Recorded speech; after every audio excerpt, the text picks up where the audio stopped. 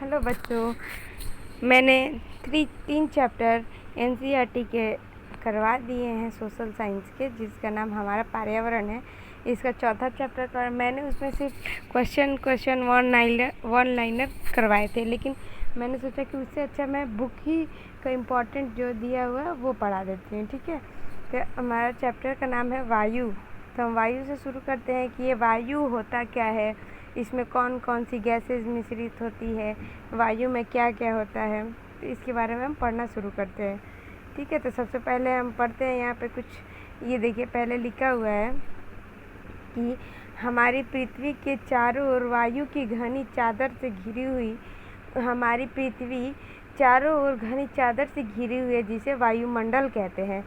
पृथ्वी पर सभी जीव जीवित रहने के लिए वायुमंडल पर निर्भर करते हैं। मतलब कि पृथ्वी पर जितने भी जीव जंतु हैं जीवित रहने के लिए किस पर निर्भर होते हैं? वायुमंडल पर। यह हमें सांस लेने के लिए वायु प्रदान करती है। सांस लेने के लिए हमें कहाँ से वायु मिलता है? तो वायुमंडल से। एवं सूर्य के किरणों के हानिकारक प्रभाव से हमारी रक्षा करती है। ये सूर्य के किरणों से आने वाली हानिकारक किरणें से हमारी रक्षा कौन करती है? यही वायुमंडल। यदि सुरक्षा की यह चादर न हो तो हमें दिन के समय बहुत अधिक तप्त हो जाएगा। मतलब कि दिन के समय हम बहुत ज़्यादा गर्मी महसूस करेंगे और रात के समय इतना ठंडा होगा कि हम जम सकते हैं। अतः यह वायु राशि है, यह वह वायु राशि है जिसे पृथ्वी के तापमान को रहने योग्य बनाया है।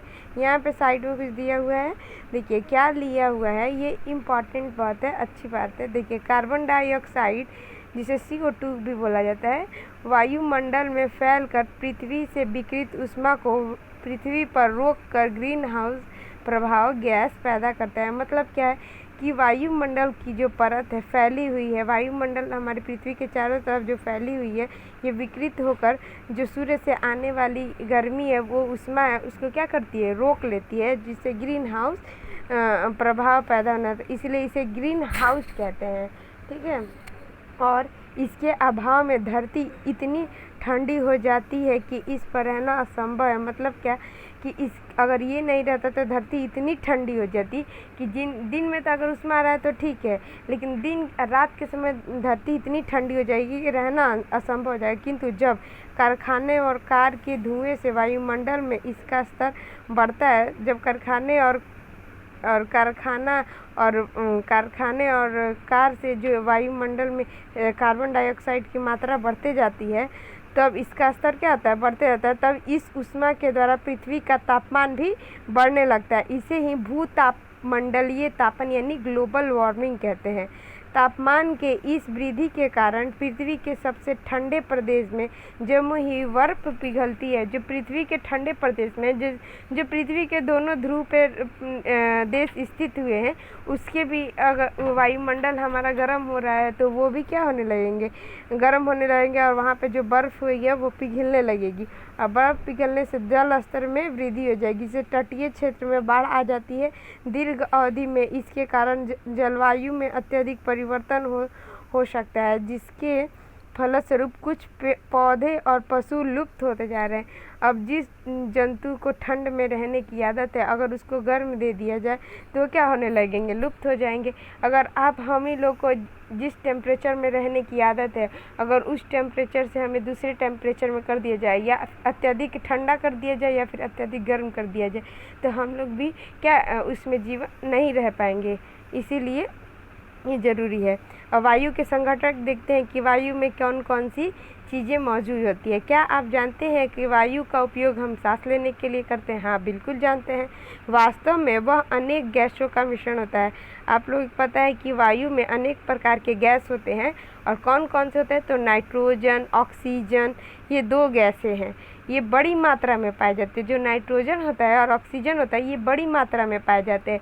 Carbon dioxide, helium, ozone, argon एवं हाइड्रोजन कम मात्रा में पाए जाते हैं। यानी बड़ी मात्रा में आपको कौन से गैसेस देखने को मिलेंगे?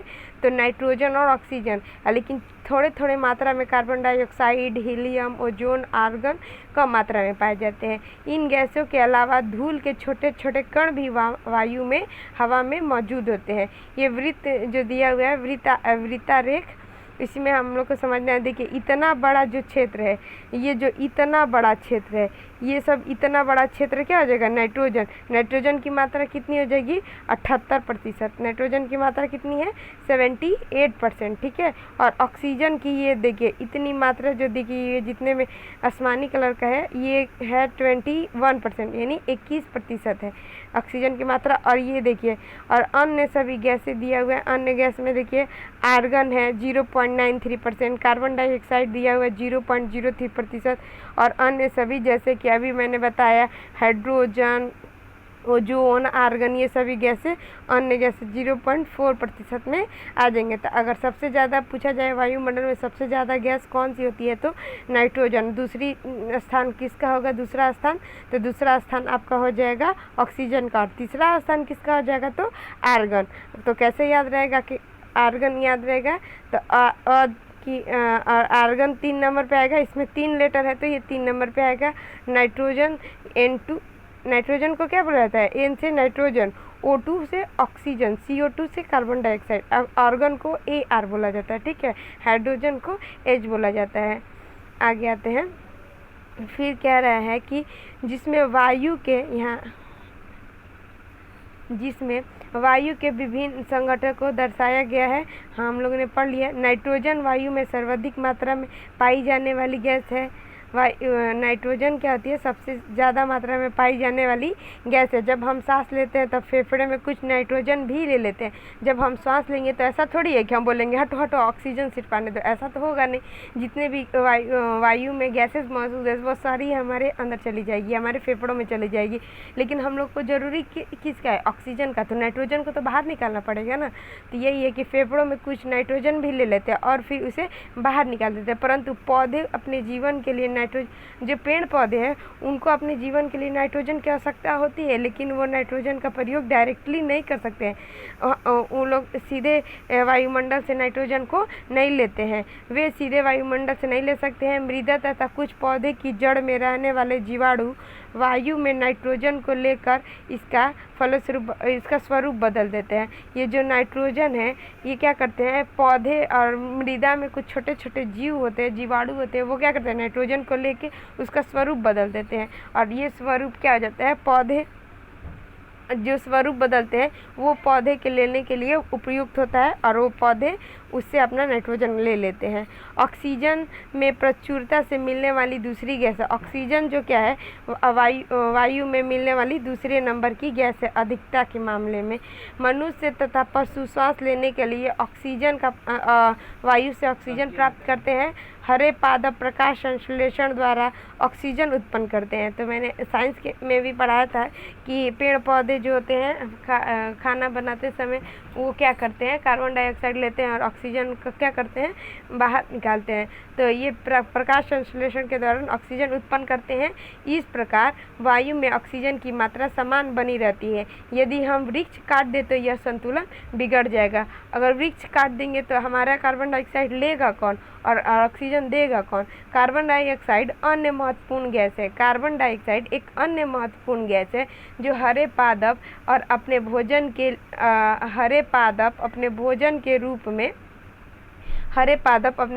के रूप में कार्बन डाइऑक्साइड का प्रयोग करते हैं, ऑक्सीजन वापस देते हैं। मनुष्य और पशु कार्बन डाइऑक्साइड बाहर निकालते हैं। मनुष्य तथा पशुओं द्वारा छोड़ी जाने वाली कार्बन डाइऑक्साइड की मात्रा पादपों द्वारा प्रयोग की जाने वाली गैसों के बराबर होता है। मतलब क्या है कि जितना हम वायुमंडल में कार्बन डाइऑक्साइड बाहर करते हैं उतना पेड़ पौधे क्या करते हैं, ऑब्जर्व कर लेते हैं, अवशोषित कर लेते हैं। और जितना हम लोग को ऑक्सीजन चाहिए वो क्या करते हैं, हमें दे देते हैं। तो ये इससे क्या होता है, बैलेंस बना रहता है। जितना हम लोगों ने कार्बन डाइऑक्साइड फैलाया उतना हम लोगों को फिर जितना हम लोग को ऑक्सीजन चाहिए उतना ऑक्सीजन मिल गया, और पेड़ पौधों को जितना कार्बन डाइऑक्साइड चाहिए उतना उन लोग को मिल गया। तो बैलेंस बना रहता है। परंतु यह संतुलन कोयला और खनिज तेल आदि ईंधन के जलाने से गड़बड़ी रहती है। मतलब क्या है कि कोयला और खनिज तेल अगर जलाए जाते तो उसमें बहुत ज़्यादा मात्रा में क्या होती है, कार्बन डाइऑक्साइड की मात्रा निकलने लगती है। और कार्बन डाइऑक्साइड की मात्रा ज़्यादा निकलेगी, जिसको जितना जरूरत। आप अगर 2 रोटी खाते हैं तो आपको तो ऐसा नहीं है कि अगर ज़्यादा रोटी बन गया तो आप 3 रोटी भी खा सकते हैं। मान लेते हैं कि आप 3 रोटी खा लेते तो 4, 5, 6 तो नहीं खा सकते ना। यही है। तो ये वायुमंडल में प्रति वर्ष करोड़ों टन कार्बन डाइऑक्साइड की बढ़ोतरी करते हैं। ये जो कोयले और खनिज तेल के ईंधन जलाने वाली जो कारखाने लगे हुए हैं, ये करोड़ों मात्रा में क्या करते हैं, करोड़ों टन मात्रा में कार्बन डाइऑक्साइड निकालते रहते हैं। परिणाम स्वरूप कार्बन डाइऑक्साइड की मात्रा बढ़ा हुआ है। आयतन पृथ्वी पर मौसम और जलवायु में परिवर्तन होते जाता है। तो ऐसा करने से जलवायु में क्या आ रहा है, परिवर्तन। यहाँ पे कुछ नोट दिए हुए हैं, क्या क्या आप जानते हैं। जब वायु गर्म होती है तो फैलती है। जब वायु को हम लोग गर्म करते हैं तो वो क्या होती है, फैलती है और हल्का होकर ऊपर उठती है। इसका मतलब जो गर्म वायु होती है वो हल्की होती है। जैसे जैसे हम उसे गर्म करेंगे तो फैल के ऊपर की ओर उठने लगेगी। ठंडी वायु संघनन और भारी होती है। जो ठंडी वायु होती है ना, वो भारी होती है, इसलिए उसे नीचे रहने की प्रवृत्ति है। जो ठंडी वायु है वो नीचे रहती है। गर्म वायु के ऊपर उठने पर आसपास के क्षेत्रों से ठंडी वायु रिक्त स्थान को भरने के लिए वहां आ जाती है। इस प्रकार वायु चक्र चलता रहता है। मतलब क्या है कि ये जो ठंडी वायु है ये क्या करेगी, ऊपर की ओर उठेगी। जितने भी गर्म वायु क्या होगी, हल्की होकर ऊपर की ओर उठेगी। और जितनी भी ठंडी वायु है वो क्या करेगी, नीचे की ओर आएंगी। जितनी भी ठंडी वायु है वो नीचे की ओर आएंगी। तो ये क्या आ जाएगा, गर्म वायु ऊपर, ठंडी वायु नीचे। तो ये हमेशा चक्र चलते रहता है। इसी को क्या बोलते हैं, वायु चक्र। अगर आपसे बोला जाएगा वायु चक्र क्या होता है, तो वायु चक्र आप लिखेंगे कि वायु चक्र किसे कहते हैं। ठीक है, आगे कुछ पेपर कटिंग दिया हुआ है। ये ग्लोबल वार्मिंग का क्या भूमंडलीय तापमान आज के विश्व के लिए गंभीर समस्या है। तो आप अपने से खुद से लिखेंगे कि क्या ग्लोबल वार्मिंग आज के भविष्य के लिए गंभीर समस्या है। तो हाँ, ग्लोबल वार्मिंग आज के भविष्य के लिए बहुत ही गंभीर समस्या है। इससे क्या हो रहा है कि अत्यधिक तापमान बढ़ते जा रहा है और ग्लेशियरें पिघल रही हैं। ग्लेशियर पिघल के क्या हो रहा है, नदियों में बहुत अत्यधिक पानी आ जाती है, जिससे क्या आने लगता है, बाढ़ आने लगता है। तो बहुत है। आगे देखते हैं वायुमंडल की संरचना कैसे कैसे हुई है। ठीक है, तो वायुमंडल हमारा वायुमंडल 5 परतों में विभाजित है। जो हमारा वायुमंडल है, हमारी पृथ्वी जो वायु की परत से घिरी हुई है, वो क्या होती है, 5 परतों में विभाजित होती है। उसको 5 लेयर बनाया गया है, जो पृथ्वी की सतह से आरंभ होती है। पृथ्वी की जैसे ही सतह हो गया, ये पृथ्वी का सतह हो गया, यहाँ मान लेते पृथ्वी का सबसे उसके पास वाला एक मंडल हो जाएगा। ऐसे करके 5 मंडल है।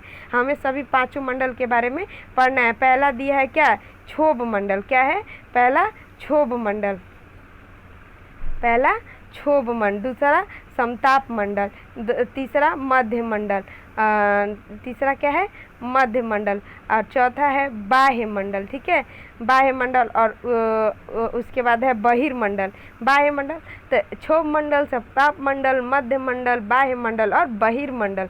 आपको पांचों बहुत ध्यान से याद रखना। हम एक एक करके पढ़ेंगे कि ये क्षोभ मंडल क्या होता है, ये समताप मंडल क्या होता है, मध्य मंडल क्या होता है, बाह्य मंडल क्या होता है और बहिर्मंडल क्या होता है। तो आपको बहुत ध्यान से ये 5 परतों को याद करना है। जल्दी जल्दी रिवाइज करेंगे। जल्दी जल्दी बताइए ये 5 परतों का नाम। तो पहला मेरे साथ रिवाइज करिए। पहला क्या था, क्षोभ मंडल। दूसरा क्या था, जल्दी बताइए। दूसरा था समताप मंडल। तीसरा था मध्य मंडल और चौथा क्या था, बहिर्मंडल और पांचवा था बाह्य मंडल और पांचवा क्या था, बहिर्मंडल। तो क्षोभ मंडल सबसे पहले आता है। क्षोभ मंडल क्या होता है, यह परत वायु की सबसे महत्वपूर्ण परत है। ये जो क्षोभ मंडल वाली परत है, ये वायुमंडल की सबसे महत्वपूर्ण परत है। इसकी ऊंचाई 13 किलोमीटर तक है। तो इसकी ऊंचाई कितनी होती है, तो 13 किलोमीटर तक। हम इसी मंडल में मौजूद वायु में श्वास लेते हैं। जो क्षोभ मंडल, हम लोग श्वास किस मंडल के वायु से लेते हैं, तो क्षोभ मंडल के वायु से। मौसम का लगभग सभी घटनाएं और कुहरा और ओला वर्षण इसी परत के अंदर होता है। जो सबसे नीचे वाली परत होती है, ये क्षोभ मंडल, फिगर भी दिया हुआ है, ये नीचे की परत होती है। ये क्या होती है, क्षोभ मंडल। बारिश बरसना होगा क्षोभ मंडल में, बादल होगा क्षोभ मंडल में, ओलावृष्टि होगा क्षोभ मंडल में। तो जितनी भी सारी घटनाएं होती है वो कहाँ होती है, क्षोभ मंडल में होती है। ठीक है, ये सबसे निचली परत होती है। हो गया। आगे आते समताप मंडल। दूसरा क्या था, समताप मंडल। तो समताप मंडल क्या होता है, क्षोभ मंडल के ऊपर का भाग संताप मंडल कहलाता है। जो क्षोभ मंडल का ऊपर का भाग होता है वो कौन सा कहलाता है? समताप मंडल। जैसे ही क्षोभ मंडल के जस्ट ऊपर जाएंगे वो हो जाएगा समताप मंडल। यह लगभग 50 किलोमीटर की ऊंचाई तक फैला हुआ है। जो क्षोभ मंडल तक कितना किलोमीटर तक? 13, और ये समताप कितना है? 50 किलोमीटर की ऊंचाई तक। यह परत बादल एवं मौसम सभी घटनाओं से लगभग मुक्त होता है। इसका मतलब यहाँ पे ना तो बारिश होता है ना ही कोई बादल होता है, ठीक है। इसके फलस्वरूप यहाँ की परिस्थिति हवाई जहाज उड़ाने के लिए आदर्श है। तो हमारा वायुयान हुआ, मतलब हवाई जहाज हुआ, ये कहाँ उड़ेगा? हमारा वायुयान हवाई जहाज कहाँ उड़ेगा? समताप मंडल में, ठीक है। आगे देखते हैं। समताप मंडल की एक महत्वपूर्ण विशेषता है कि ओजोन गैस की परत होते हैं। यहाँ समताप मंडल में ही ओजोन गैस की परत होती है। आपको बहुत ध्यान से रखना है कि समताप मंडल पूछता है कि ओजोन गैस किस मंडल में होती है। तो ओजोन गैस होती है, ओजोन गैस की लेयर जो सूर्य से आने वाली पराबैंगनी किरण से हमारी रक्षा करता है, वो किस मंडल लेयर में होता है? तो ये हो जाएगा समताप मंडल में, ठीक है। यह परत सूर्य से आने वाली हानिकारक गैसों से हमारी रक्षा करता है, इसीलिए इसे रक्षा कवच भी बोला जाता है। हमारी पृथ्वी का रक्षा कवच किसको बोला जाता है? तो हमारी पृथ्वी का रक्षा कवच बोला जाता है समताप मंडल को। हम इस वीडियो में इतना ही करेंगे। अगले पार्ट में अगला वीडियो का आगे का करेंगे, ठीक है। तब तक के लिए थैंक यू।